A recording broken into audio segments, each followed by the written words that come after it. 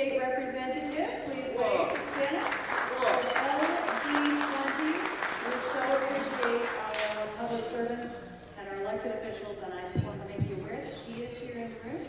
And I'm going to hand the microphone back over to Colonel Grossman, who I think is going to give us a little sneak peek with Jim. Hey folks, a personal friend of mine of many years, a great American hero, is Jim Irvine. He's a pioneer pastor. He's an airline pilot. I'm at least 1 million miles on every airline, 2 on one of them, 2 million. So I'm up there with these guys every day. They're the best we got. A lot of them are FFDOs, spend their own time, their own money. But Jim's gone above and beyond. He's pioneered the pastor program. He's the key behind what's happening in Ohio and Colorado and other states.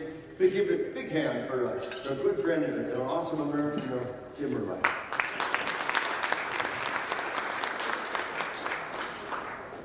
Hey folks, Jim Irvine, I'm from Ohio. It is absolutely a pleasure and an honor to be here. I've got the FASTO brochures and my cards are on the table up here, so I invite you guys to grab them. I didn't get them handed out, so come grab them if you're interested. It's an acronym. It stands for Faculty, Administrator, Safety, Training, and Emergency Response. And it's a politically correct way of saying we're going to arm our school staff to protect our kids.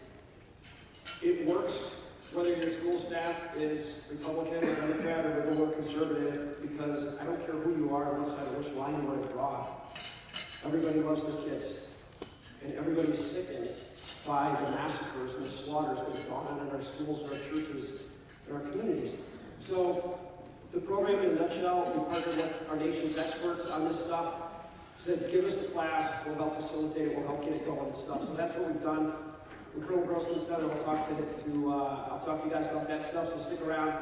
One other thing I gotta point out, because I also am chairman of the PAC, there's legislators in this room with you guys. So next year's a huge election year. Every one of us has had friends that tell you all politicians are the same. They have never met them. They're not all the same, because they're not all in this room with you. The ones that are in this room here are the ones that want to be here because they're us. They represent us.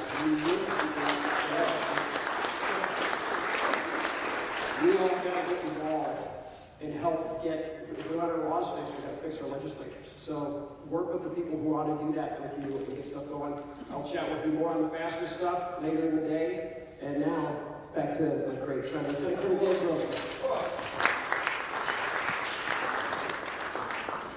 All right, folks, now we're going to rock on. Feel free to finish eating. Don't worry about it. Keep driving on. We'll take this for about an hour, and then we'll get that after lunch break. It's terribly important. Hey, one last thing about the whole media stuff. The addiction of this stuff is hard to wrap your mind around. The World Health Organization has identified gaming addiction as a huge problem worldwide. Meanwhile, the video game industry has invested so much money they stopped America from doing that. But if you know people that are coming at it from an addiction standpoint, I mean, you send your kid off to college, the first semester they come around glued because all they do is play video games. And they're so addictive, they're destroying them. But an awesome lady coming from a medical perspective, put together ScreenStrong.com. ScreenStrong.com. She's got 3 good books. Can your teen survive without a smartphone? You better believe it. And they'll be glad you did. ScreenStrong. And will your gamers survive college? And some of the things that we need to know. ScreenStrong.com, something to think about.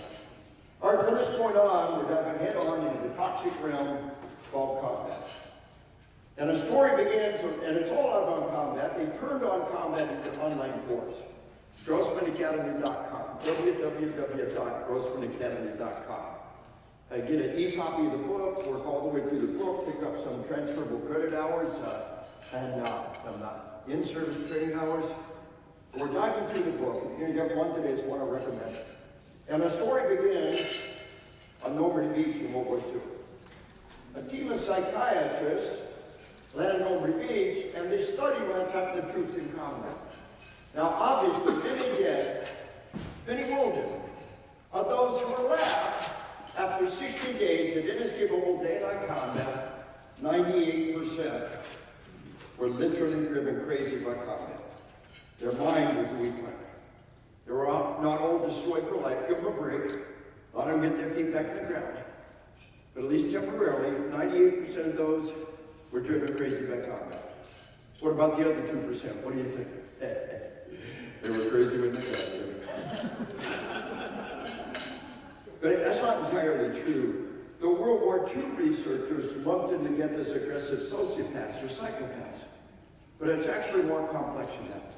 Don't get hung up on specific numbers. The numbers can change a lot. Let's just call it 1% and 1%. An old Vietnam veteran, old retired colonel, one sent from him, I've known that ever since. He said, most people are sheep.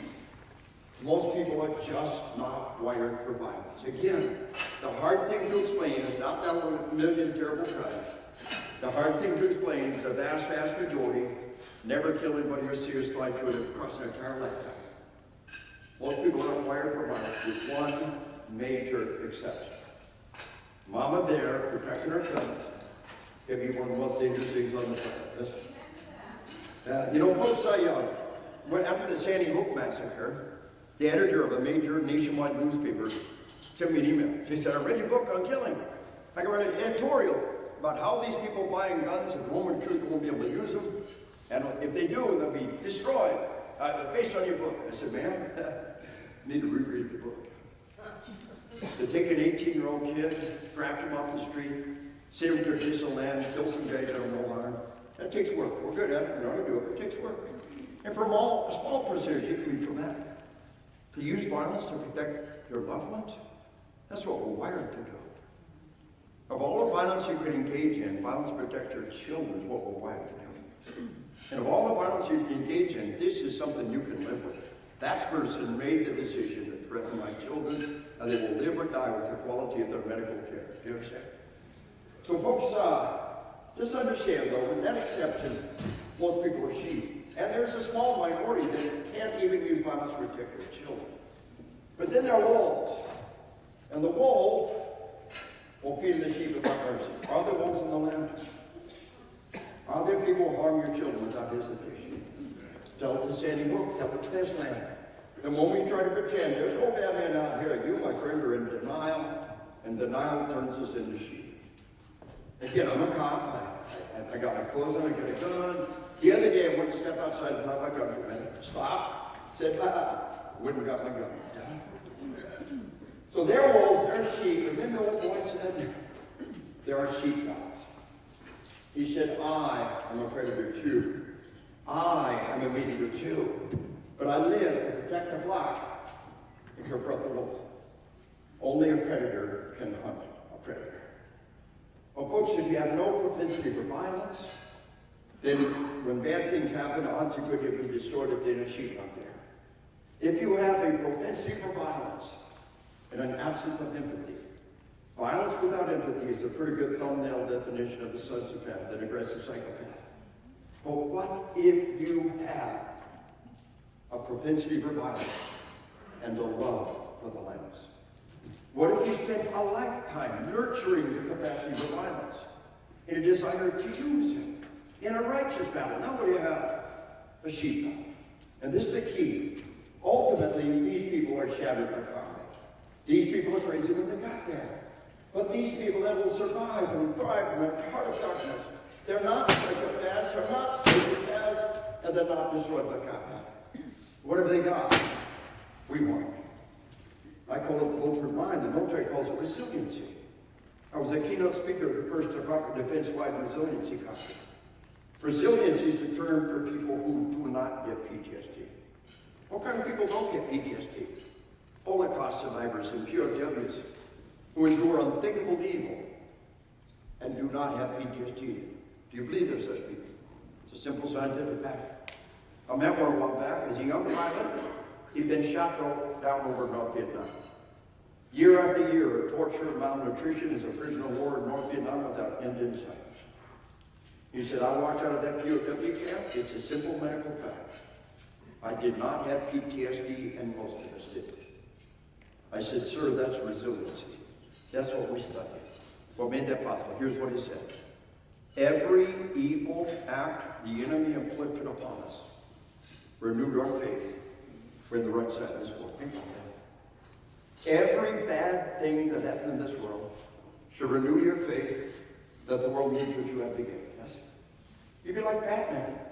The average citizen of Gotham City sees the news, crime, death, violence. What do? Hunker down, hide, lock the door. Batman, who's got crime and violence, what's he do? He trains his tail off. You will never find Batman on the golf course. And then he uses his skill. We're not all cops. We're not going to all hunt the bad man. When he comes to our part of the world, he comes to our meadow, he's got a surprise. Understand? The first step in resilience is motivation. To know that the world desperately needs what you have to give. And folks, what greater motivation can there be than our children, our grandchildren? Who would not walk out that door and take a bullet for your kids? Well, that's what you do every day. You walk out the door because we are fighting for the survival of our civilization. And you go home to your children, your grandchildren, you look them in the eyes, and swear by all that's holy that our legacy of them will not be darkness, death, and despair. And we will not be the generation that fails to pass on to our children all the blessings bestowed upon us by our forefathers. Then don't you have a pity party on us here. Don't you dare give up on our nation. You think it's bad? It's bad. It's going to get worse. Look at 1812 when they burned Washington to the ground. Look at the Civil War where kills were off by the hundreds of thousands. Look at the living hell of 2 world wars. Look at the Cold War, Korea, Vietnam, thermonuclear holocaust, hanging overhead decade after decade. There have been other hard times. We're in through those dark times because Americans took and sacrificed, and it's our turn to sacrifice.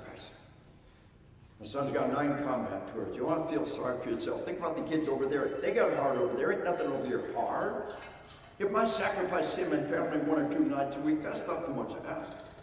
If I sacrifice hanging out the golf clubs and hit the range and hit the gym and hit the dojo, that's not too much to ask.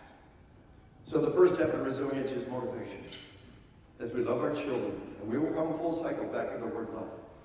As we love our children, as we love our nation, as we love our way of life, we will walk out that door and give 100%. The next step in resiliency is motivation turned into action. See, there are no ultimate sheepdogs. There is people up and down the scale. The Bible says faith without works is what? Faith without works is dead. Motivation without action is not truly motivation.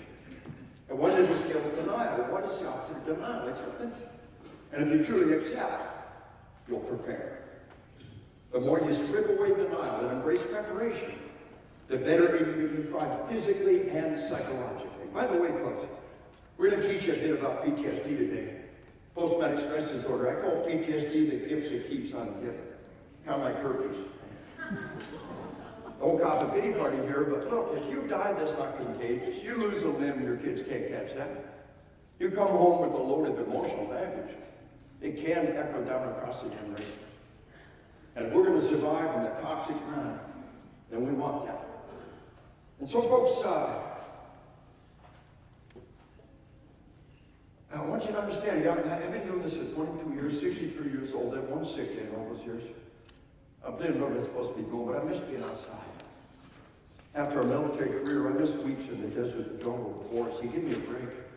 Gravel trail around the lake outside of town, smell the pine. My little grandson, ever since he was 3, he's a little more. He's a high school senior this year.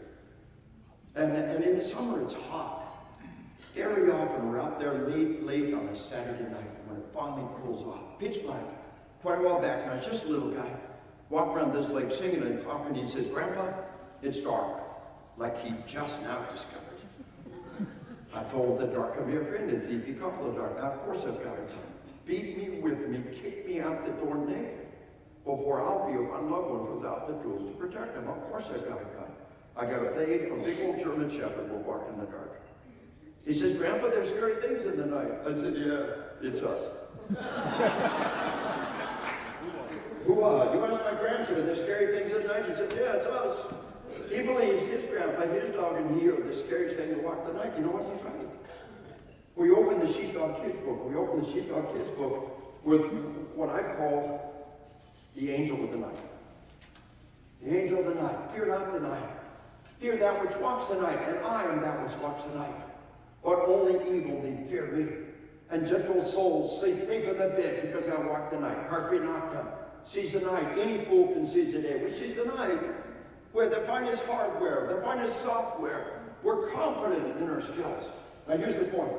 The sheep say, "Oh, what good is your little pistol going to do? There'll be 2 of them. They'll have body armor. They'll have rifles. They'll come out of nowhere. And then what are you and your little pistol going to do?" I want you to notice how the sheep come up with weird, convoluted scenarios to prove that nothing they can do. And they're right. It's a self-fulfilling prophecy. They believe that nothing they can do, and so they do nothing.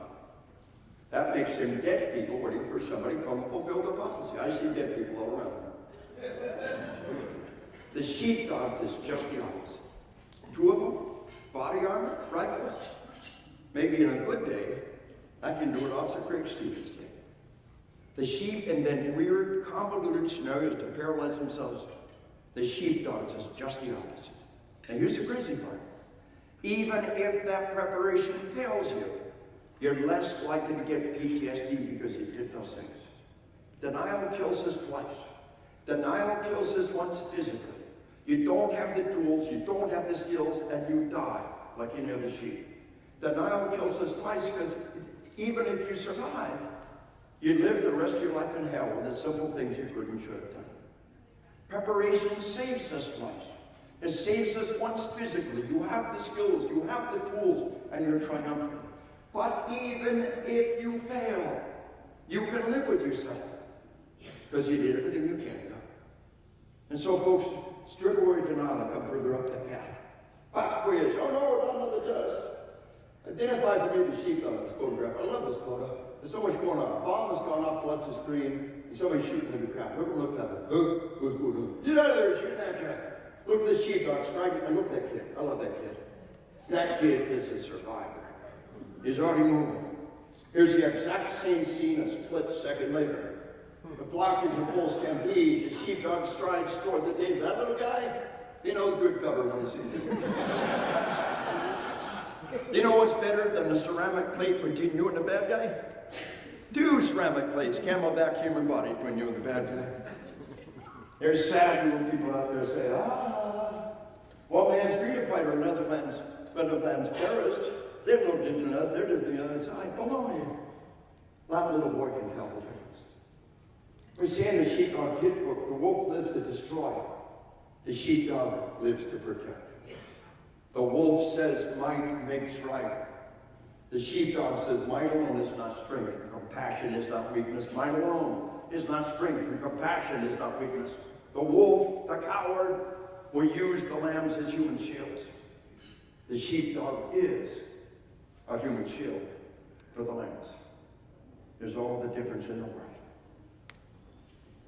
And so, folks, I want to give you one last case study here to tie all this together. And let's read the caption on this one. Get you oriented here. One of 4 kids being held hostage, literally been used as human shields. I marked out the name of the criminal, folks. We have irrefutable scientific evidence. Every time the media tells us a name and shows us a picture of a criminal, they're inspiring others to do the same. They have no self-restraint. They have no self-control. They absolutely refuse to accept any responsibility whatsoever. The commercials were billions of dollars. The garbage in between the commercials has no responsibility for anything in our society. But folks, the nation of New Zealand got right. That Moss massacre, they said we will never say his name. We will never show his picture. Finally, somebody gets it. That is punishment. Never say the name. Never show their picture. Make them nothing. Make them nobody. And the media could get an immediate halt to many of these crimes by simply doing that. And they refused to do it.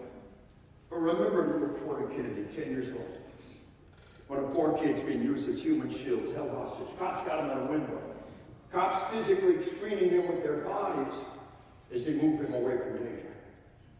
Look at that little hand gripping that jacket. Look at that little face that's in that jacket. Somewhere deep in that young man's soul, he knows at the moment of truth, the sheepdog was there for him. Not just our cops, all of us. We're there for them in the hour of greatest need. It's the worst of times, it's the best of times. And the opportunity to be there for them in their hour of greatest need is amazing. I believe courage and honor will defeat hate and fear every time. I believe in truth, justice in the American way. I believe it will defeat crime and violence in the end. I believe in the redeeming power of love. And I believe sheepdogs who love their fellow citizens enough to lay their life down for them represent one of the most powerful and beautiful forces in our civilization. And you believe in who you are. You believe in what you do. You sheepdogs who stand ready to protect everything that's dear and precious in our world. So folks, the sheep can be a little wary of the sheepdog some days, but we like our sheep. Yeah, we like our sheep.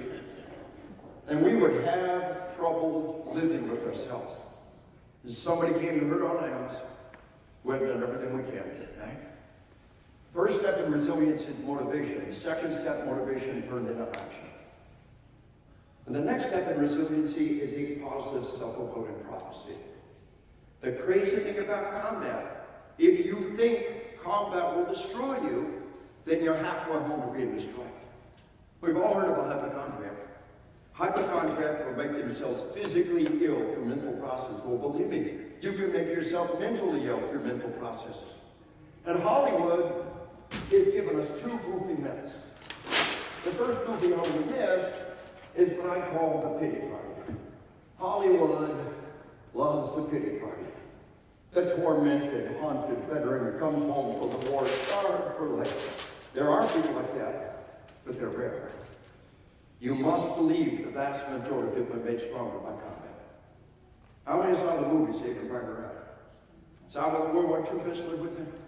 Not for a one-year rotation, year after year without end in sight, the World War II veterans faced things we can imagine. And they came home, and they were the greatest generation. And a new greatest generation rising up in these times. Nietzsche said, what doesn't kill us only makes us what? That's the name of a book I commend your attention. What doesn't kill us, the new science of post-traumatic growth. But Nietzsche stole that from the Bible. 2,000 years before Nietzsche, Romans chapter 5, we glory in tribulation.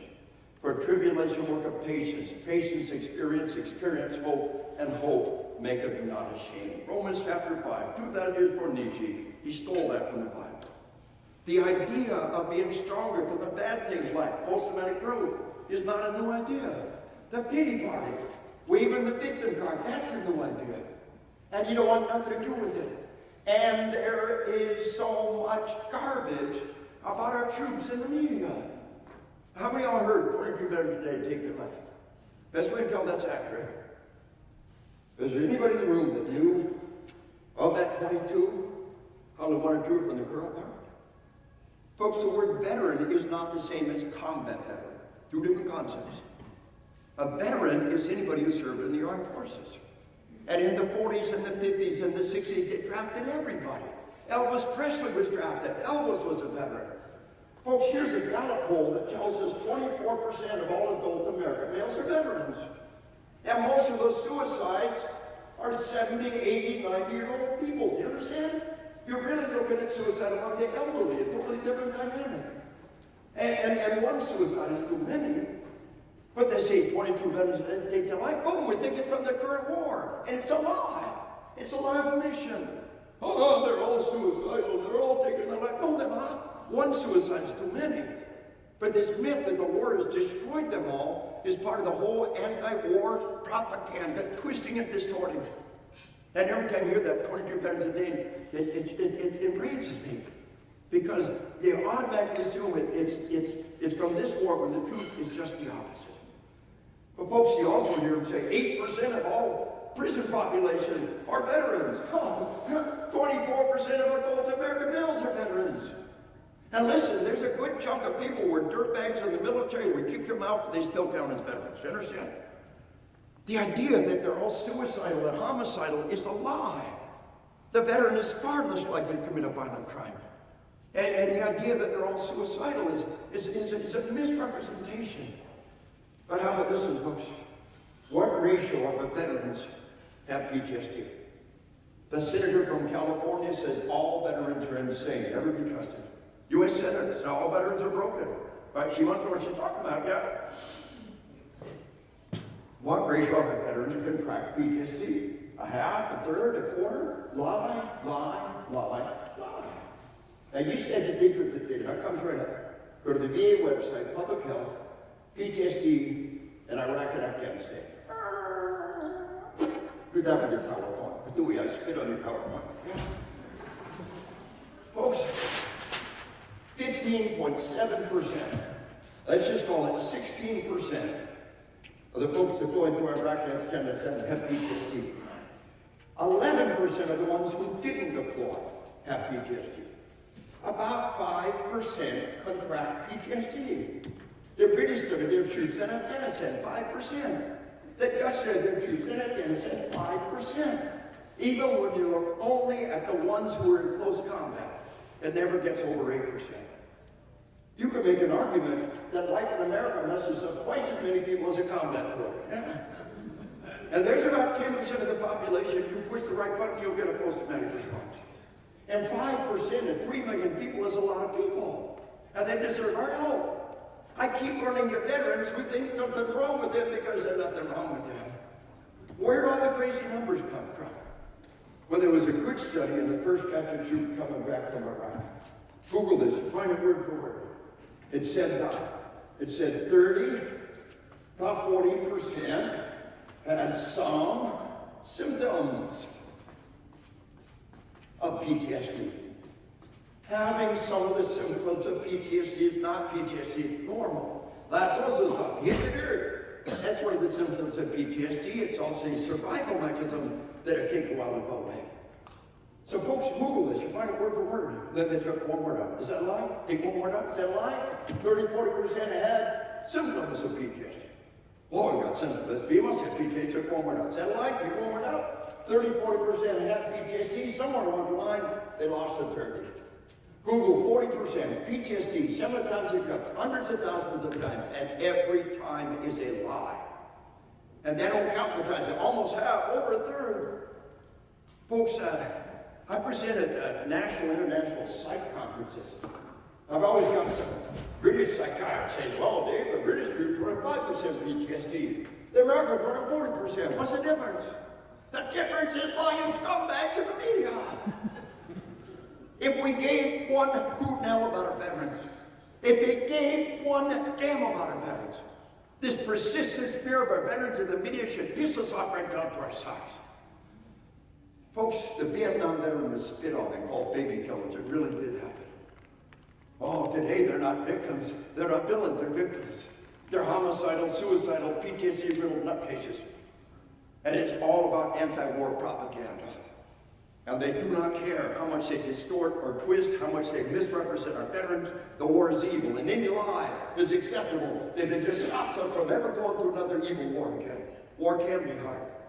But let's make an intelligent, informed assessment of whether or not to do it. Let's not listen to that garbage, and let's not paint our veterans as homicidal, suicidal, PTSD-riddled nutcases. So folks, no pity party. Go with that life and death event, believe in it will make you stronger. Who would not want to stand next to Officer Greg Stevens in the next gunfight? Yes. No pity party. But the other group we all forget is the macho man. No pity party, no macho man or macho gal. Play them out there. It was 20 years ago. An old Miami detective told me, he said, Colonel, you tell these kids, don't be the macho man. He said, I got my shooting, was eating me alive. Most cops get in a shooting, no big deal. For some it is. That's okay, we're there for them. He said it was 2 years of hell after my police shooting. I was losing my wife, I was losing my kids, I was losing my child. Finally, after 2 years of hell, just before the divorce, my wife convinced me to get help. 2 months later, it was all over. I had 2 years of hell, and I couldn't get it at any time. You tell these guys, don't be the macho man. Don't try to macho out, get help. We've got to create an environment which is okay to get help. And folks, a lot of these Vietnam veterans, they say, I don't want to get help, and then I might take my guns away. And actually the probability of that is almost non-existent. But the very fact that they have to worry about that should enrage us. This whole business that we're going to confiscate their gun, this is just an abomination that should enrage us. But folks, we're good at treating PTSD, we get better every day. And folks, the biggest lie out there, PTSD is untreatable. No, it's not. Folks, here's the cover of Newsweek magazine. And the cover of Newsweek magazine, and we'll go that breaking through radical therapy for treating the treatable victims of PTSD. There is no such thing. They got help. The online version, go online and look, they edited that out. Go to Google Images, Facebook at the original page, front page, and millions of people saw the untreatable victims of PTSD. They had to go in and change it electronically. But why would any mental health professional have told them PTSD is untreatable? Why, in the face of hundreds of thousands of cases we treat and recover fully every year? Why, in the face of ever-advancing medical science? Why, in the face of an indomitable human spirit, why would any mental health professional say PTSD is for life? Two reasons. Number one, politics. Hundreds of thousands of shattered human beings, and they never recover, and the price of war's value, we get it. Number two, job security. I kill you in 2 months out of a job. If I cook you to a lifetime of therapy, then maybe with a lifetime of therapy, we can adapt. No. We are increasingly convinced if you want to get better, and we get the proper treatment, almost any recover fully and be stronger with experience. I trained a major SWAT team a while back during the Great Terror in St. Colonel. The doc's like this guy off the team. Doc says he's okay. Can we trust him? Yes, you can trust him. He's stronger for the experience. He's got a piece of paper says he's sane. You got one of those? Oh. Marcus Luttrell, lone survivor. Remember the movie? Navy SEALs, entire team's wiped out. He's captured, he's tortured. Every bad thing that happened to somebody happened to Marcus Luttrell. Marcus has a podcast called Team Never Quit. I was on his podcast a while back and got his permission to talk about him. Across all these years, we couldn't talk about him. Now I can. I trained Marcus Luttrell's unit before and after that incident. Now, folks, I need to understand something here. Post-traumatic stress is like being overweight. Post-traumatic stress disorder is obese. We all intuitively understand the difference between overweight and obese. And Marcus Luttrell's doc told me he came back from that incident and he was 500 pounds PTSD. Totally debilitated. A year later, he was 50 pounds PTSD. He wanted to deploy again with the unit, and he did, and it was a good thing. I told him at the time, look how far you've come in just the last year. Your doc tells me you were 500 pounds PTSD, now you're 50 pounds. Look at the progress you've made, and have confidence you can come farther. Anytime you show anybody any progress, say, look at the progress you've made, have confidence you can go farther. Today, Marcus Luttrell tells us he is 100% post-traumatic stress-free and stronger with experience. It took years, it wasn't easy. If that man can come out the other end, completely free of post-traumatic stress, anyone can, hear me? So folks, no pity party, but no macho man, no macho gal. If there's a problem, you deal with it, and have faith that help can help. Weave a path, a balanced path between these two obstacles. I'm not saying this is easy. You didn't choose the easy road when you chose to stand up and confront evil. But it's a whole lot easier if you know the danger of left and right. Beware the pity party, beware the macho man, and find that middle way. And you know, at the height of the war, I was training so many battalions of brigades going back and forth from the war. But a couple of times I trained a wounded warrior battalions. And a whole room full of these troops have been shot to hell and blown to bits. And we take them all, we put them in one place, we give good leadership, we process them and support them, going through the medical process. And I tell them what happened in that school in Russia. I tell them our enemy's evil. If you're toward evil, you say, what happened at school in Russia? How about Sandy Hook Elementary School? Yes? We're fighting evil. Our enemy's evil. Our cause is just. Your sacrifice is for a noble and worthy purpose. And somebody just put their head in their arms and began to cry. No leader had ever stood up in front of them and told them those simple, irrefutable facts. Our enemy's evil. We are in a war against evil. Our cause is just. Our sacrifice for a noble and worthy purpose. And you believe in who you are. Well, folks, the next step in resiliency is, I usually put a little piece about sleep in here. I just want you to understand that truck drivers and airline pilots are required to log in and sleep, but cops aren't. And that should enrage us.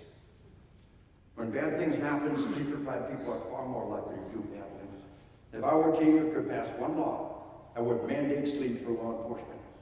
Folks, I'm going to get in a plane in a couple hours, and if they don't have a rested crew, they will cancel the flight. I'm good with that. Better no pilot than tired pilot. Better no cop than a tired cop. But we don't have enough. Then pay them more. And it will happen. We're a wealthy nation. When things go wrong, we throw money at it. If the public knew how bad it was, if you were reporting the damn news and the murder rates, the person who decides whether or not to shoot your kid should be the best trained, best paid guy on the planet. And we dig in our heels and say, no, better no cop than a tired cop. Tired people make mistakes. Airline pilots, air traffic controllers, nuclear power plant operators, tugboat operators, ferryboat operators, Amtrak engineers, and truck drivers, just a few of the people require long enough sleep. But the guy who decides whether or not to shoot your kid is not. That should enrage us. The people who are attacking our cops, attacking me, I tell them, look, you want to make a difference? You're mad about cops? Here's something we all agree on. They should be mandated sleep. I don't want to hear that. They don't want to fix it. They just want to hurt people. They want to stretch out on our cops. And so, folks, just understand that the sleep deprivation is destroying our children. It's destroying our way of life. We got people out there making life and death decisions who should not be in that situation. Better no pilot than a tired pilot. Better no cop than a tired cop. And I tell my cops we're in a zero defects environment. Just one person walks out that door and does something stupid, and we'll all pay a terrible price. Yeah? Never lower the standards. Retention is down and recruiting is down. They pay them more. But never lower the standards. Folks, the airlines are in zero defects. They cannot crash a single plane. Oh, come on. 30,000 traffic deaths a year, 10,000 traffic accidents a day. One airline crash a day is reasonable. No. One airline crash a year? No. One every 10 years? No. You cannot crash a single plane. You cannot let a single passenger be sucked out the window. We will investigate you, we will find you, we may fire you, and we might just put you in jail. That's what zero defects looks like. And our cops are now in that environment. I trained the American Sheriff's Association. Just 2 days ago, I trained the Kentucky Sheriff's Association. Told Sheriff, better no cop than a tired cop. You want more cops than them, and you pay them more. And they will. Again, we're a fabulously wealthy nation. When things go wrong, we throw money at it. We have not even begun to throw money at this problem. Well, folks, we began kind of touchy-feely, talking about the positive self-fulfilling prophecy and motivation. And the sleep is some hard science. We're fast forward with that, but what we really want to dive into now is what happens to your mind and body in life and death event. Everybody that has a copy of On Combat, and again, if you have one book, it's what I want you to have. There's one we have plenty of up there. Turn to page 31 in On Combat and follow along. Turn to page 31 in On Combat. This is a pretty famous slide of ours. We give you permission for it to be used in lots of textbooks and scholarly works. And folks, down at the bottom of page 31, I want you to underline, highlight, hormonal, or fear-induced heart rate increase. This is the impact of adrenaline on your body. Now, I want to start the afternoon off with a photograph here. These are two individuals coming down for the World Trade Center, 9/11. The cop is a giant of a man by the name of Christopher Amoroso on his second trip down for the World Trade Center. Now, she has got what we call vasodilation. Her face is beet red. We've all seen that. You have a darker complexion. It's not quite so obvious. It's happened. Everybody got a light complexion and watch it happen. He is experiencing vasoconstriction. Their heart rate would be exactly the same. The impact on their body is exactly the opposite. I have spent a lifetime studying the color images of frightened human beings. And I have never found such an example of vasoconstriction and vasodilation side by side. Don't worry so much about the guy that's red with rage. You worry about the one that's white with rage. Now he's taking a blow to that left cheekbone. The other side of the head, there's a big bad cut. He's been burned. He's on a second trip down to the World Trade Center. People are dying all around him. But we'll come back and understand why he's got vasoconstriction and what makes him different. But the doc tells us this vasoconstriction, sometimes called the mask of fear. You see the white across the eyes. When the whole face goes white, watch out. The docs tell us this vasoconstriction is happening at the precapillary stage. Just before capillaries, there's a mechanical shutdown of the blood flow. Now the arteries are very deep. The arteries can be holding up to twice as much blood. The arteries and the body core can be holding up to twice as much blood. Vasoconstriction, around the word, most important word on the slide. So there's a shutdown at the precapillary stage. The arteries and the body core can be holding up to twice as much blood. What happened to your blood pressure? Skyrockets. Just about any time you see stress-induced increase in blood pressure, it's vasoconstriction. You're like, wow, what's that over us? The outer layer of the body becomes like a layer of armor. You can soak up enormous trauma. As long as you don't hit an artery and you're very deep, as long as you don't puncture the body core, you won't bleed out in the heat of battle. Does that sound like a survival mechanism? Let's say you're fighting a wolf. If the wolf wins, your family's dog food. You're not fighting for your life. You're fighting for the survival of your genes, of your family, of your tribe. You're trying to keep the wolf's head in with a rock. His jaws can shred your arm and not get to the artery. His claws will shred your chest and not puncture the body core. The sustained vicious battle, he shreds your arm, he shreds your chest, you don't bleed out. Finally, you cave his head in with a rock, you've won the battle, you've saved your family, then you relax. And then you bleed out and die. The body will always backlash in the opposite direction. The body will always backlash. The wound that didn't need the heat of battle will gush blood afterwards. Today we slap a tourniquet on the wound. We survive in the battle because of vasoconstriction. We survive after the battle because of our friend, Mr. Tourniquet. Okay? But folks,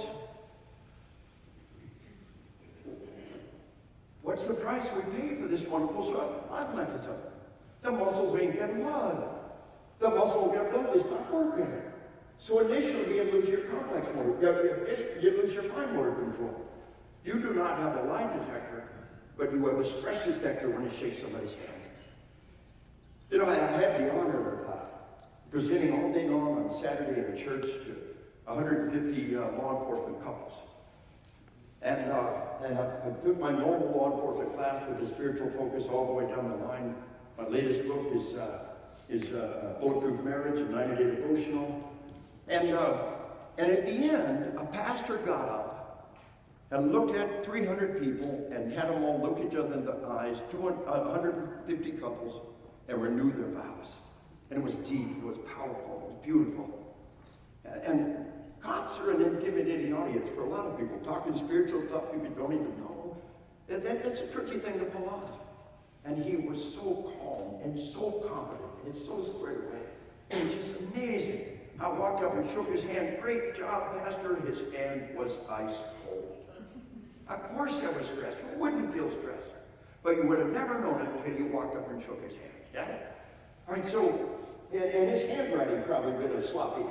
As it gets worse and worse, you lose your complex motor control. It gets worse and worse in a catastrophic realm we call condition white. Our enemy is condition white. Condition white is for sheep. If you're living your life in condition white, and the bad stuff comes down, you bought yourself a deluxe first class one-way ticket to condition black. Do not pass go, do not collect $100, go straight to panic stuff. Every grass eater has two speeds. What are the two speeds every grass eater has? Graze and stampede. Denial and panic. It's denial that traps us in condition white. When the bad stuff comes, we bought a deluxe first class one-way ticket to condition black. We want to live our lives in condition yellow. Condition yellow is a state of mental readiness.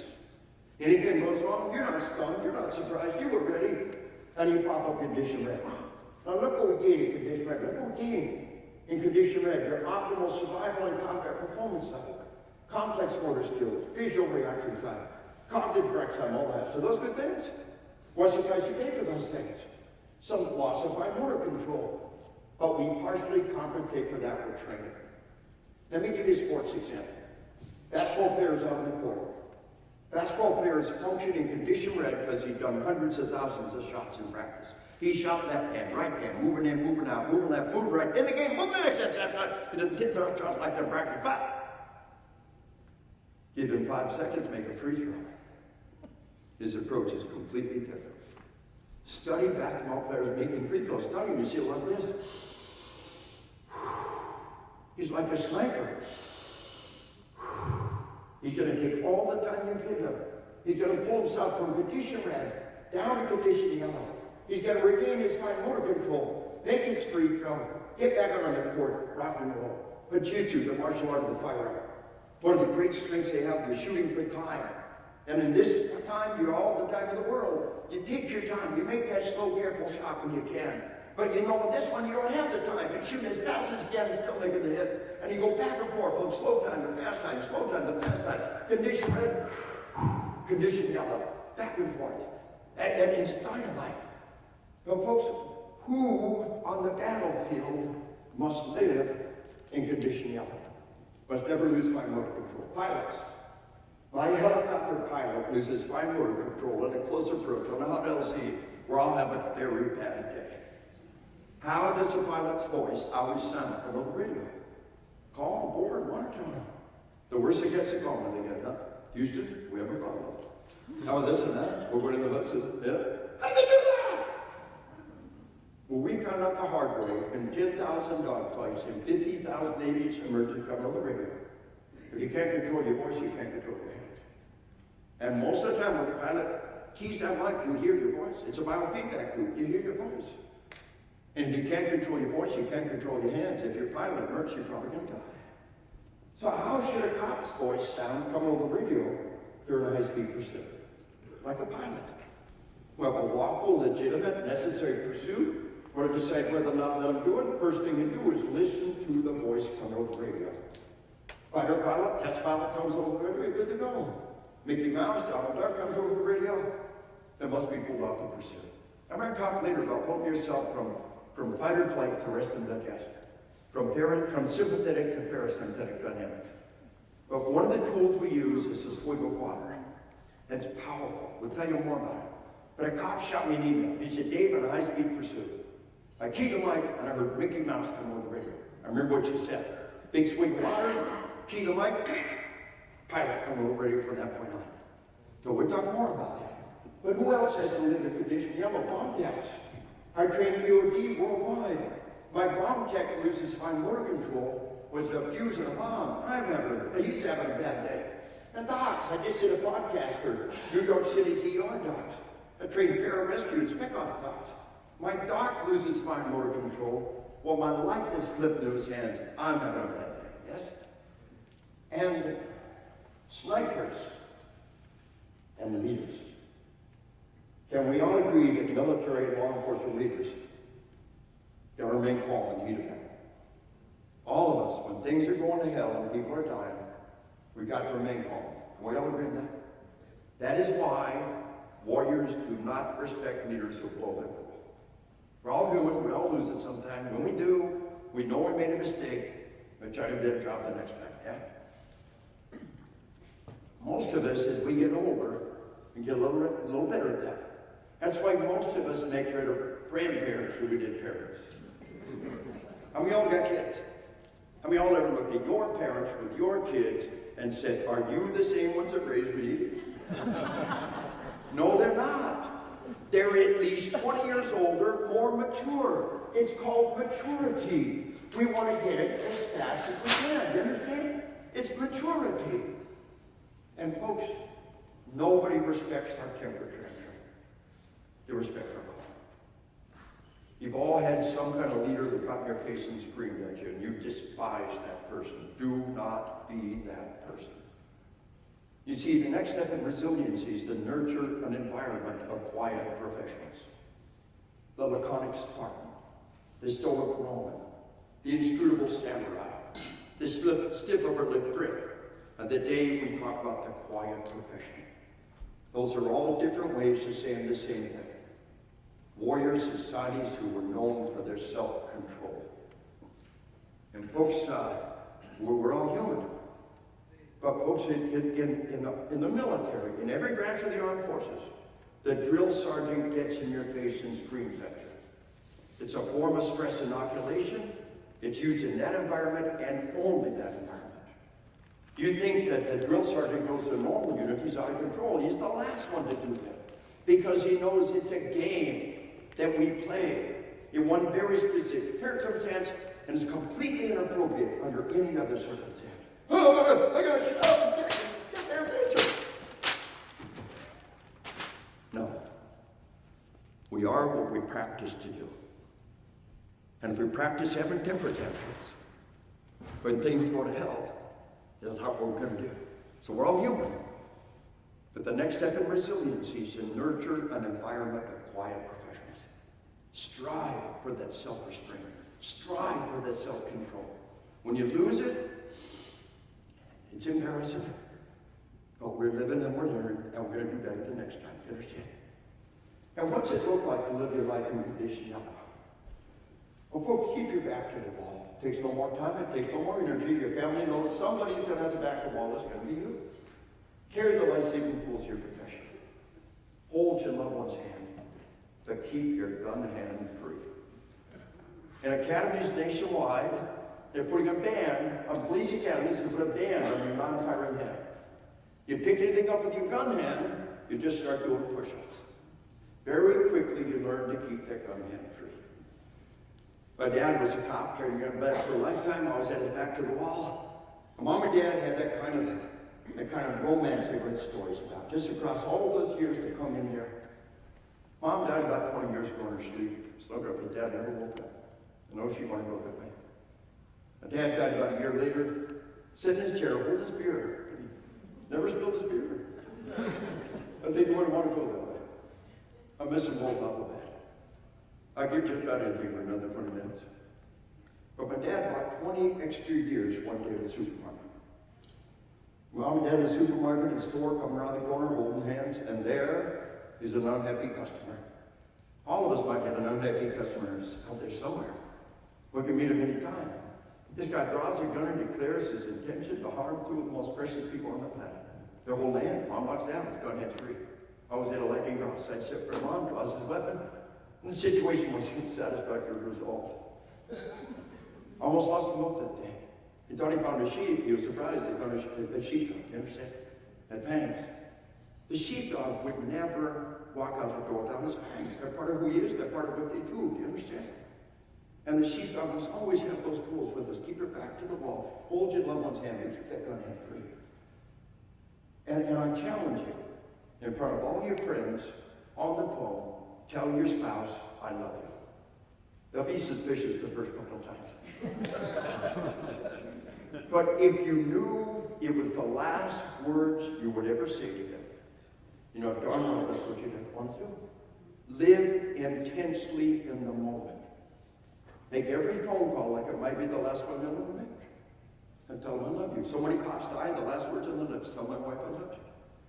So folks, live in conditionality. When the bad stuff comes down, you're not stunned, you're not overwhelmed. The skills, the tools are there for us. But let's study that toxic realm of conditioned life. Okay. And the first thing that happens, cognitive processing deteriorates. That's a fancy way of saying you stop thinking. I'm going to put a model up here. We're going to back this model for the rest of the day. When we talk about PTSD, we'll come back to this model. When we do our final exam, we'll go back to this model. So we got the part of the brain we're going to call the forebrain. Inside the forebrain goes everything that makes us human. What are the things that happen in your head that will never happen in your daughter's head?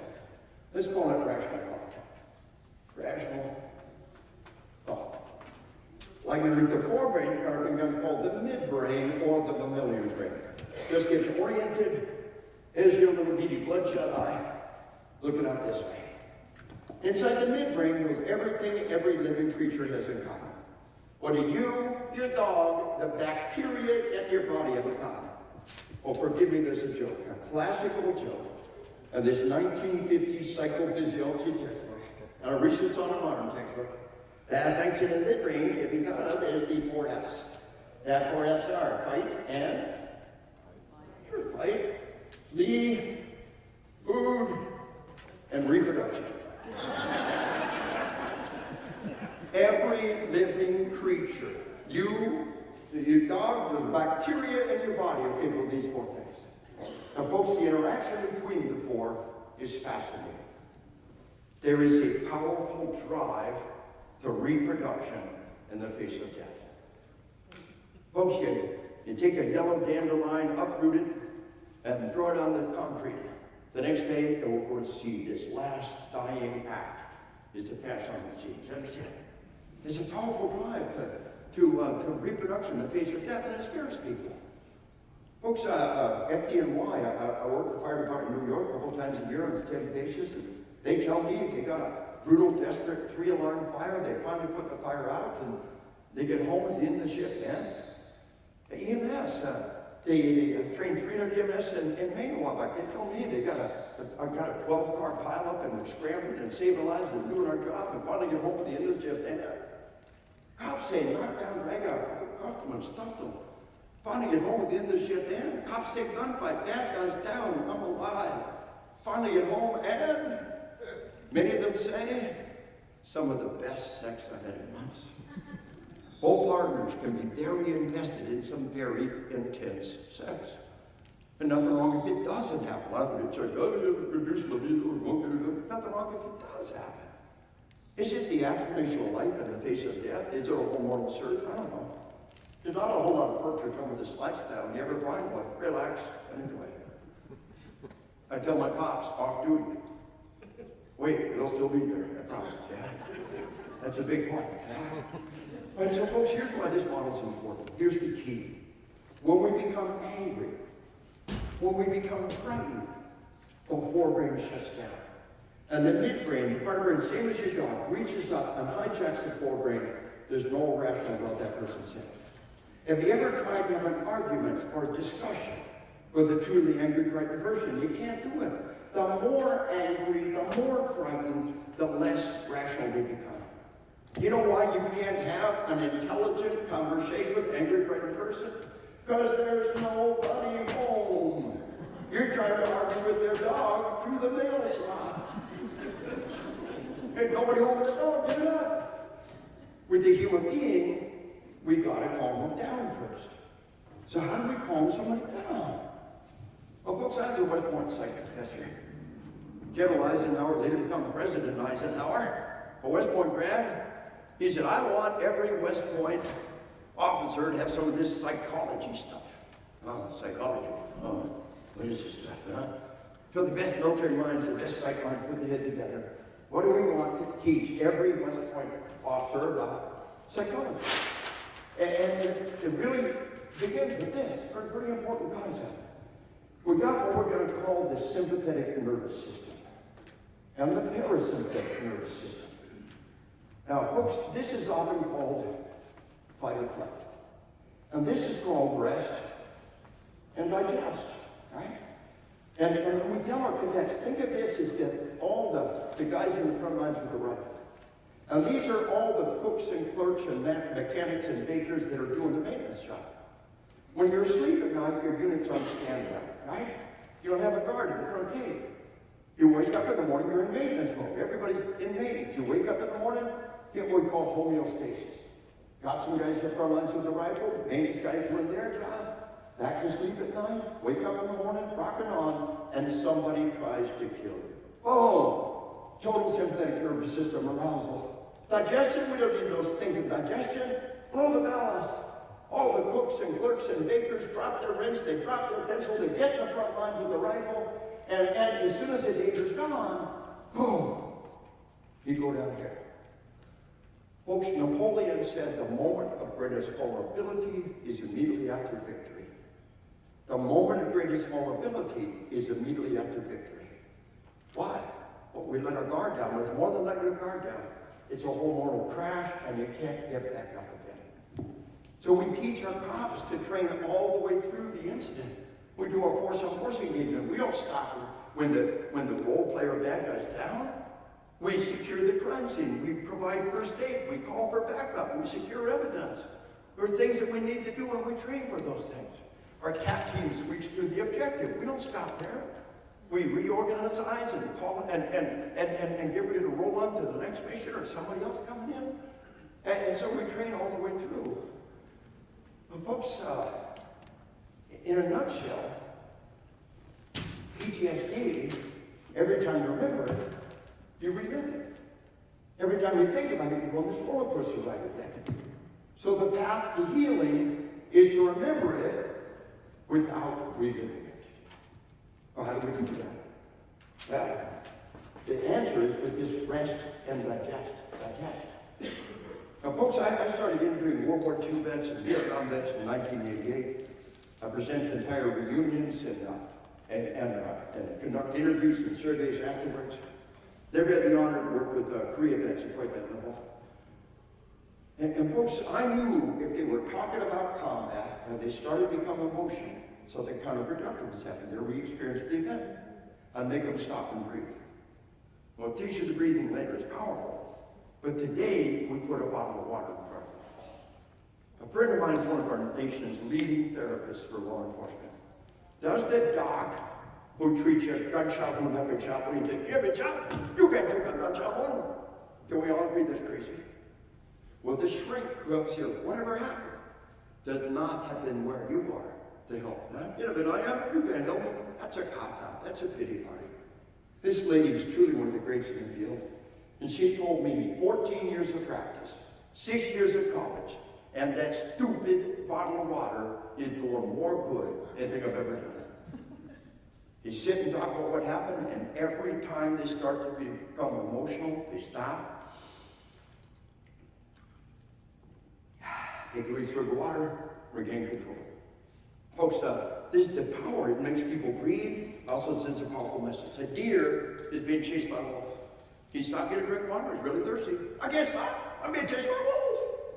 The fact that you take a drink of water sends a powerful biological message. And folks, dry mouth. We all know that dry mouth is a very common stress response. You see, when you're in rest and digest mode, you salivate. We see food, we salivate. The opposite of that is dry mouth. But a swig of water is a powerful tool to control all of those dynamics and take us from fight or flight to rest and digest. But it goes even further. I was teaching a major special ops unit, and my host there, I would tell him about his wife was a emergency room psychiatrist. And she told him about something sweeping around the world in the emergency rooms. You got a crackhead or a meth head tearing up the ER, you know what they do? They grab a bag of M&Ms, they rip it open, they shove it in his face, would you like some M&Ms? And completely diffuse the situation. He said, I'm your typical cynical guy. I said, yeah, I just blew it off. This kind of guy cares if you're not duty, kind of guy you want to. He said, 2 different times I thought I was going to draw my gun and fight for our lives. Both times my wife reaches in her purse, pulls out a bag of M&Ms, rips it open, shoves the guy's face, would you like some M&Ms, and completely diffuse the situation. He said, one thing a pretty girl doesn't. I'm still not sure it worked for me. You could have plan B back here. But the power of food, just thinking of food, you're calming people down. One last thing, and then we're going to have this first afternoon break. Folks, this is all new. This is breathing and this other stuff is very new. And this is brand new. A cop came up to me and brought his partner with him to vouch for the story, because the story was so wild. He had a naked guy in the front yard, screaming and shouting and throwing stuff. Now, naked guy means there's probably something wrong here. And very often, it's what we call excited delirium. Their body goes into overdrive. They're hot. That's why they take their clothes off. And they're pretty irrational. And if you have a naked guy die on you, we have somebody take a temperature. If he's running a temp, something happened and you didn't do it. Was this excited delirium? We don't know. But he's in the yard screaming and shouting, throwing things. The parents on the porch said, don't shoot our kid, don't shoot our kid. The cop said, I happen to have a Snickers bar in my hand. I thought, what the hell? I said, hey buddy, you want a Snickers bar? Huh? Well, would you like a Snickers bar? Huh? Well, would you like a Snickers bar? Yeah. Follow me up to your room. Follow me to your room, I'll give it to you. Remember, boom, give Snickers bar, walked away. Game over. Now, was it excited delirium? Would it work again? We don't know. It's one of those what do you got to lose kind of things, you understand? But just remember the power of talking over a meal, the power of talking over a beer, taking a swig of water, a swig of beer until you get drunk, then it gets counterproductive. and to calm people down, to be able to talk rationally. And it works with children. You know, across China, Japan, Korea, If somebody's upset, the first thing they do is hand them a glass of water. It's part of their culture. And so getting kids, they totally lost it. You want a drink of water? Oh, I need a drink of water. Because very quickly we can use it. And so folks, remember 5% of the British troops, the Dutch troops, and our troops contracted PTSD. But the Dutch looked at it very, very closely. They don't think it's the event that they did. They think it's a predisposing factor. And their working theory is people ought to ramp it up. They've never learned how to ramp it back down again.